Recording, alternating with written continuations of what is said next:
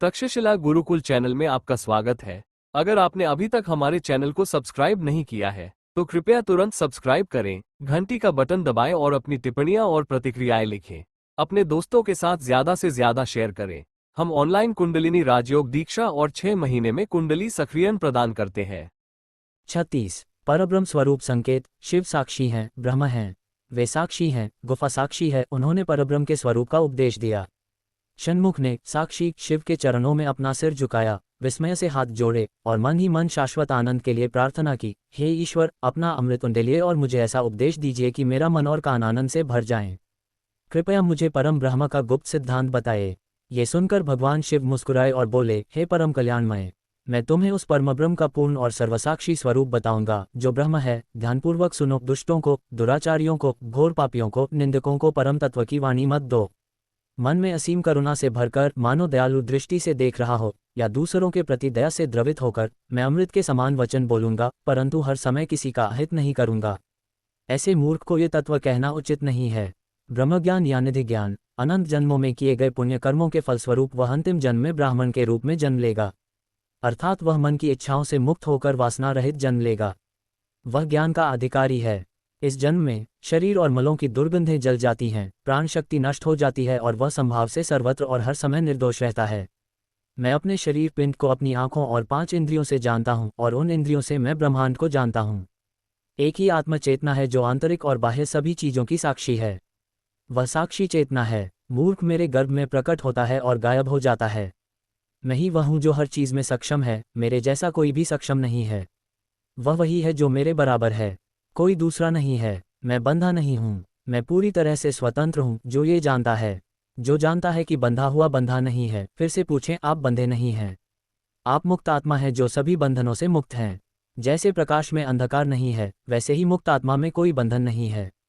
आत्मा स्वयं कल्पित जागृत स्वप्नों में नाम, रूप और आकार की रचना और उसके साथ खेल करती है और सुषुप्ति में उसके द्वारा बनाया गया संसार विलीन हो जाता है और वह सभी देवताओं को निगल जाता है और ब्रह्म के आनंद में रहता है। इस प्रकार अपने आनंद का अनुभव, जो तीनों अवस्थाओं से प्रभावित नहीं होता है, मुक्ति या मुक्त का ज्ञान है। एक मुक्तस्थ मुच्यता जंतुराभिमाने नान्यथा। श्रुति, जो जीव स्वयं को जानता है और जिसने अभिमान का त्याग कर दिया है, वह मुक्त प्रतीत होता है, किंतु वह स्वयं मुक्त है। तुम कभी मुक्त नहीं होते। जब तुम त्यागी हुई आत्मा को जान लेते हो, तब तुम कहते हो, मैं मुक्त हूँ। तुम 5 तत्वों और 5 शरीरों के माया रहित साक्षी हो। आत्मचिंतन से पहले, उसके दौरान और उसके बाद तुम अपने ज्ञान और माया रहित ज्ञान के साक्षी हो। ब्रह्म ज्ञान माया रहित 5 तत्वों का ज्ञान है। चूंकि ईश्वर, आदि देवता और संपूर्ण ब्रह्मांड तुम में प्रकट होते हैं और तुम में ही विलीन हो जाते हैं, ये जानते हुए कि सभी दृश्य शून्य हैं और तुम ही सब कुछ के साक्षी हो, इसे सम्यक ज्ञान कहते हैं। यदि चंद्रकांता नामक स्फटिक को शुद्ध चंद्रमा के प्रकाश में रखा जाए तो दोनों के मिलन बिंदु पर चंद्रकांता मणि प्रवाहित होती है। उसी प्रकार चंद्रकांता नामक शुद्ध मन शुद्ध और पूर्ण ब्रह्म के साथ विलीन नहीं होता और वह सुविवेकर्सवंतु ज्ञानी हो जाता है। तब तुम्हारे भीतर ब्रह्म का सहज बोध होता है। यही ब्रह्म साक्षात्कार है। इस प्रकार सद्गुरु ब्रह्म के स्वरूप की शिक्षा देते हैं कि शिष्य को ब्रह्म की अवस्था में रहना चाहिए। वास्तव में ब्रह्म स्वयं है। अहंकार और मृत्यु, देह और परिवर्तन के भ्रम उसके स्वप्न और मन में एक बार भी नहीं आने चाहिए। तुम ब्रह्म हो जाओ भाई, तुम सदैव ब्रह्म अवस्था में हो, क्योंकि तुम अंतरात्मा के साक्षी हो, बुद्धि के साक्षी हो। तुम दर्शन के साक्षी हो। तुम वस्तुओं को देखने वाली आंख हो। जब प्रमाण तुम्हारी आंख में छिपा होता है तो बुद्धि की क्षमताएं अंधेरे में छिप जाती हैं और साक्षी भ्रम बन जाता है। 11 ब्रह्म अवस्था में ज्ञानी पुरुष के लक्षण। निम्नलिखित उदाहरण ज्ञानी पुरुष के लक्षणों को स्पष्ट करने में सहायता करेंगे। चित्र 1 सांप की तरह ब्रह्म में ज्ञानी पुरुष शरीर के बदलते अंगों का साक्षी होता है। सांप चाहे परी हवा में उड़े, किसी पेड़ से लिपटे या स्वयं जलता है, सर्प को इसकी कोई चिंता नहीं। पितामह, इसी प्रकार ज्ञानी पुरुष भी अपने शरीर के कर्तव्यों का सदैव साक्षी रहता है, बिना विचलित हुए। जैसे सर्प अपनी पूंछ अलग कर लेता है, वैसे ही ज्ञानी पुरुष अपने शरीर के कष्टों को दूसरों के कष्टों के समान देखता है। हे वीर, सुनो, सांप दूर से जिस कमीज को देखता है, उसे यह भ्रम नहीं होता कि वह उसकी अपनी कमीज है। ये कमीज किसकी है, वह बिना किसी चिंता के उसे बस देखता है। उसी प्रकार बुद्धिमान व्यक्ति अपनी चिंताओं को त्याग कर अपने शरीर को एक विदेशी शरीर के रूप में देखता है। चित्र 2 जैसे चांडाल के मार्ग में त्वचा के टुकड़े होते हैं और जो लोग इसे देखते हैं वे उदासीन होते हैं, वैसे ही ज्ञानी व्यक्ति जो अशुद्ध शरीर और उसके दोषों को देखता है वह शरीर का साक्षी बन जाता है। जो जानता है वह जीवन है। लेकिन जैसे तोता दृष्टि के मार्ग से वृक्ष से फल खाता है, वैसे ही आत्माकरण के संबंध के बिना स्वयं को जानता है। तारांकन चिदाकाश में विचरण करने वाला आत्मज्ञानी व्यक्ति शरीर की प्रशंसा और निंदा से अनासक्त होता है। 3 शव उसका श्रृंगार है। भले ही शव को खूंटे से बांधकर सार्वजनिक रूप से जला दिया जाए, लेकिन जो हंस शव को साक्षी के रूप में देखता है उसके मन में शव के प्रति थोड़ा भी सम्मान नहीं होता है। जान ले कि जो जीवित शरीर का साक्षी हो सकता है वह ब्रह्मज्ञानी है। यदि यह मृत है तो इसे उठाने में कोई डर नहीं है। गधे और मनुष्य इसे नहीं समझते। यह महान है। सिद्धांत के शब्द की सर्वज्ञता। 4 जैसे आकाश अनेक कुंभों से भरा है, भीतर और बाहर, ऊपर नीचे, बाएं और दाएं, वैसे ही चिदाकाश सभी दिशाओं में भरा हुआ है और बिना किसी के द्वारा खाली किए सभी दिशाओं में भरा हुआ है, जिससे चिदंबरा को फिर से भरने की चिंता नहीं है और मैं वह हूं जिसे भरे होने की कोई स्मृति नहीं है। ब्रह्म वह है जो मौन रह सकता है, भगवान के धर्मों को अंबर की तरह देख सकता है और बिना विचलित हुए खुद को अंदर और बाहर भर सकता है। चित्र 5 क्या खुला स्थान एक नहीं बल्कि दो है? खुला स्थान अखंड है। क्या शरीर सत्व 2 में विभाजित है? क्या खुले स्थान से होने वाली हानि समान है? इसी प्रकार क्या शरीर के सुख और दुख आत्मा के हैं? ये दृढ़ अनुभव की शाश्वत जैसी कोई चीज नहीं है। ब्रह्म को स्पष्ट है। चित्र 6 जब एक बर्तन पानी में डुबोया जाता है तो पानी एक ही होता है, ऊपर और नीचे फैलता है, घड़े के नीचे, भीतर और बाहर। भगवान का ज्ञान सागर जो असीम है, भीतर और बाहर भरा हुआ और उमड़ रहा है। ब्रह्म ही वह है जो अखंड ज्ञान को जान सकता है और उसका साक्षी हो सकता है। घड़े का अखंड ज्ञान से क्या संबंध है? चित्र 7 अंबर के एक देश में गंधर्व नगर प्रकट होता है और लुप्त हो जाता है। इसी प्रकार चिदंबरा में ज्वाला रहित जीवित शिव का संसार क्या है? ये प्रकट होता है और लुप्त हो जाता है। ये भावना की संसार काल्पनिक है, गंधर्व नगर की तरह। इस संसार के लिए मेरी लालसा क्या है? साक्षी ब्रह्मा कहते हैं। चित्र 8 एक कुम्हार भट्टी में अनेक बर्तनों को एक साथ रखकर उन्हें जलाता है। जब अग्नि सभी बर्तनों के भीतर और बाहर फैलकर बिना किसी ज्वाला के जलती है तो बर्तन दिखाई नहीं देते और अग्नि एक प्रतीत होती है। इसी प्रकार जो पूर्ण प्रकाश ब्रह्मांड के बाहर बिना अति प्रवाहित हुए चमकता है, उस स्वयं ब्रह्म को उसकी अपनी प्रभा के भीतर चमकने वाली वस्तुएं उसके अपने स्वरूप से भिन्न प्रतीत नहीं होती। चित्र 9 शरद ऋतु में कलकल प्रकट होती और लुप्त होती हैं। परम अमृत का जल उसमें है और ब्रह्मांड बिना किसी निशान के प्रकट और लुप्त होता है। जिस प्रकार उस कलकल को कलकल की कोई चिंता नहीं होती, उसी प्रकार स्वयं परम ब्रह्म को भी अपनी कोई चिंता नहीं होती। जिस प्रकार समुद्र अपने भीतर के अनंत जलचरों की रक्षा करता है, उसी प्रकार ज्ञानी पुरुष जो स्वयं है, संसार के इन जलचरों को अपनी जागरूकता कुक्षियों में रखता है और प्रसन्न रहता है। अर्थात वह अभिमान, क्रोध और निर्दयता के क्रूर मगरमच्छों से निर्भय रहता है। चित्र 3 सूर्य के ताप में पशु का जल क्यों प्रकट होता है? क्या वह सूर्य की किरणों का प्रतिबिंब नहीं बल्कि मूल है? मैं पृथक पृथक प्राणियों में प्रकट होता हूँ।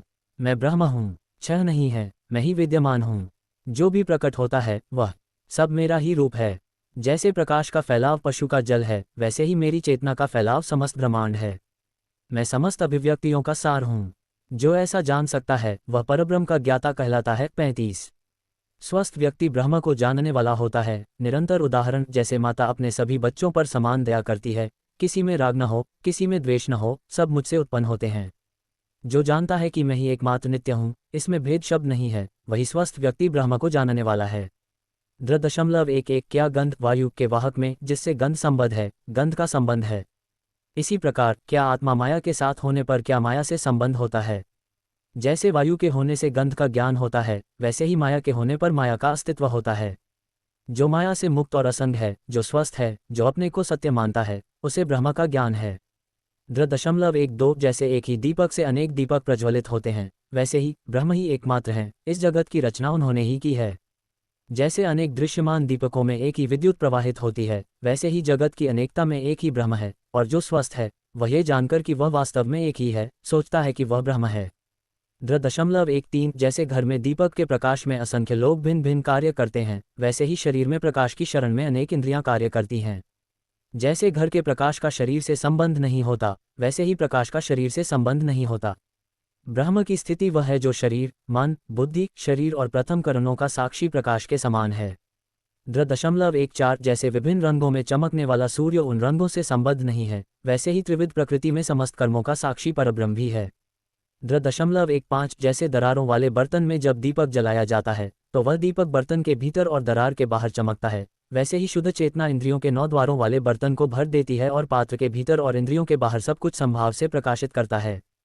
फूटे हुए घड़े के भीतर दीपक के समान पात्र की दरारों और अनियमितताओं को प्रकाशित करने वाले बिखरे हुए प्रकाश की क्या चिंता।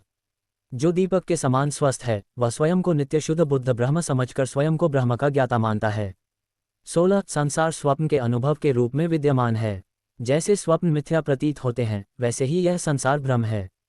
अतः जो स्वप्न जगत से मोहित नहीं होता, उसका साक्षी है और अनासक्त है, उसे ब्रह्म का ज्ञाता कहते हैं। 17 पशु का जल प्रकट होता है परंतु वहाँ वास्तविक जल नहीं है। इसी प्रकार सुख ऐसा प्रतीत होता है मानो वह वहाँ हो जो संसार में नहीं है। जो दृश्य में नहीं फंसता और जानता है कि सुख मिथ्या भ्रम है, वही ज्ञानी है। जो मिथ्या जगत का साक्षी है और स्वयं को नित्य मुक्त समझता है, वही परम ब्रह्म है। 18 जिस प्रकार सिर पर घड़ा रखकर नाचने वाले का ध्यान 19 हे वीर जैसे रस्सी में सर्प का भ्रम होता है, वैसे ही ब्रह्म में जीवन का भ्रम होता है। जैसे रस्सी में न रहने वाला सर्प होता है, वैसे ही सत्वरूप सर्वव्यापी ब्रह्म में न रहने वाला जीवन प्रकट होता है। जो स्वभावतः समस्त आभासों का सार है उसे ही परम ब्रह्म कहते हैं। 35 परम ब्रह्म की स्थिति ब्रह्म ज्ञाता के लक्षण हैं। सभी प्राणियों को प्रेरित करने वाला, सभी इंद्रियों में अचेतन आत्मा, प्राणियों में जीवन का स्वामी, आकाश के समान सर्वव्यापी, सूर्य के समान सर्वप्रकाशिक और सर्वत्र परम ब्रह्म आनंदमय आत्मा है। वह वस्तुओं से संबद्ध और असंबद्ध है। वह शुभ वस्तुओं में शुभता का स्वरूप है।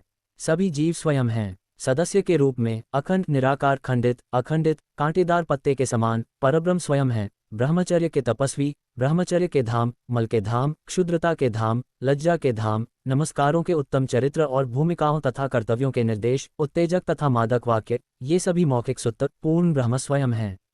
अपनी निंदा अर्थात अपनी क्षुद्रता और कंजूसी को त्याग कर, भोजन और मनोरंजन में अपने छल को त्याग कर, अपने सार्थक प्रयास और व्यर्थ पराक्रम को त्याग कर, सतीसूत्र के मोह को त्याग कर, वह जानता है कि अपनी धूर्तता, चालाकी और धूर्तता को त्याग कर वह शुद्ध दृष्टि वाला है और ब्रह्म हो जाता है।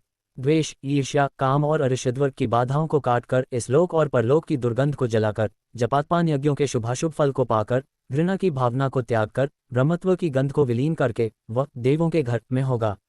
वह परमात्मा की गंध, प्रभुता की गंध, धर्मग्रंथों की गंध, पशु, स्त्री, जन, धन और अन्न में भोग की गंध तथा अपने पराई के भेद को दूर कर लेगा और वह परब्रह्म बन जाएगा जो उसका स्वाभाविक है।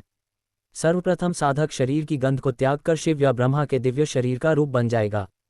तत्पश्चात ब्रह्मा का स्वाभाविक रूप बन जाने पर वह ब्रह्म शुद्ध शरीर को भूल जाएगा, निर्गुण पद का गुण प्राप्त करेगा और शुद्ध ब्रह्म हो जाएगा। शरीर में रहते हुए वह सगुण ब्रह्म कहलाएगा। फिर विभिन्न शरीरों को भूलकर वह परम ब्रह्म के रूप में सुखी हो जाता है। कामना वैतरणी यमलोक के मार्ग पर घृणा की नदी है, काम नरक है, क्रोध यम, ईर्ष्या मृत्यु के देवता हैं और आसक्ति पाप का कुंड है। ब्रह्मज्ञानी का लक्षण है इन सब विकारों का नाश करके अपने मन में स्थिर होना। ब्रह्मज्ञानी का लक्षण है कीड़ों, पशुओं, वृक्षों, लताओं, बंदरों, भालुओं और सियारों को जंगली पशुओं के समान देखना, मणियों, नवरत्नों, भूतों, प्रेतों, राक्षसों, कमलों, केतकी आदि पुष्पों को, भाइयों, पत्नियों, पुत्रियों, यमुना और नर्मदा नदियों को, राजाओं, चोरों, इन सब को समान समझना और पूर्ण संभाव रखना। सदा अपूर्ण, सदा संतुष्ट, सदा पूर्ण परमात्मा, सच्चिदानंद, अनंत, अचल, अविचल, सर्वव्यापी पुत्र। मैंने परब्रह्म के उस स्वरूप की बात कही है जो तुमसे भी महान है। जब ब्रह्मतत्व के ये सत्य वचन कानों में पड़ेंगे तब अज्ञान दूर हो जाएगा, संसार वन बन जाएगा और जो पुत्र और धन भी उन्हें मिलेगा। जो सेवक इसका स्मरण करता है वह राजा बन जाता है और जो राजा इसका पूजन करता है वह देवों का देव बन जाता है। इसे सत्य जानो। 48 गुरुओं से विवाद करने वालों, मत प्रचारकों, भ्रमितों, योगियों की निंदा करने वालों, अभिमानियों, स्वयं को नाश करने वाला शरीर मानने वालों, प्रेमियों में महत्वाकांक्षी और सर्पों के समान कपटी लोगों को ये सिद्धांत बताना उचित नहीं है। सांबशिव की बात सुनकर षण्मुख ने मन में परब्रह्म के आनंदमय रूप का स्मरण करते हुए कहा, भावना और स्वयं परब्रह्म होकर अंतर्ध्यान हो गया। पुनः ब्रह्म के अनुभव से प्रबुद्ध होकर उसने स्वयं को मन जाना और आनंदमय गुरु मन का स्मरण किया। 50